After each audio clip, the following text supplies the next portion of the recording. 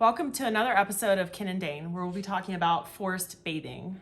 Not taking a bath in the forest, but unless you want to. But maybe that's very relaxing and useful for listening to the sounds people. of nature. Yeah, maybe. But if you actually want to know what forest bathing is, you can read some books. There's this one, Forest Bathing by Dr. Cindy Gilbert.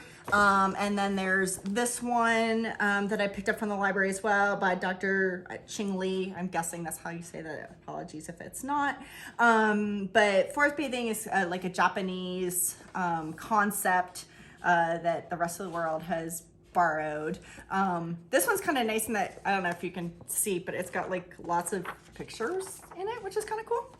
And so according to this, you get benefits from forest bathing by engaging your 5 senses. So they recommend listening to birds singing and the breeze rustling in the leaves of the trees.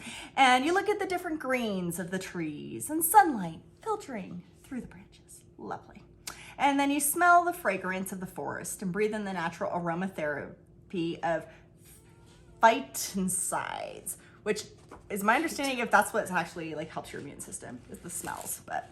Okay. And then somehow you taste the freshness of the air. So you just slurp it in. Suck that fresh air up. And then you can place your hands on the trunk of the tree and dip your fingers or toes in a stream. But again, be really careful with that. You don't want to slip into the stream. Or Scissor lie on the ground.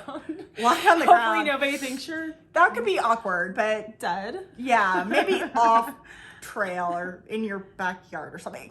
And then, drink in the flavor of the forest to release your sense of joy and calm. This is using your state of mind. So I have some ideas. You can read the books yourselves and see if that's something that you'd be interested in trying. Yes. And then, so also prior to going forest bathing, to relax a little bit, you can also do tea. Now, these are the Tulsi organic India teas, and there's an original, a clementine, vanilla, a Tulsi, sweet rose, and so these are all caffeine free. I really like these teas. They help you kind of relax and unwind. I thought that'd be a good idea prior to going forest bathing. Well, especially since they recommend being in the forest for 4 to 5 hours. Yeah, that's not happening. I mean, I feel like a 1 to 3 mile walk in the forest would be sufficient. Probably. And I mean, It does say you don't have to necessarily be walking the whole time either. You can find a nice calm place and sit and read and breathe and taste the air and get a hammock. You can set up a hammock. I've seen people do that before. Yes, you do not have to be moving during this bathing You're exercise. supposed to just kind of unwind, focus, and kind of just be. Just be. Just be. Good for self-care. Yes. So this is about forest bathing. We'll have another episode after we did go forest bathing. Yeah. And just a reminder, vote by November 8th.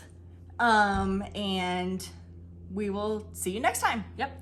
Please subscribe below. Thank you. Bye.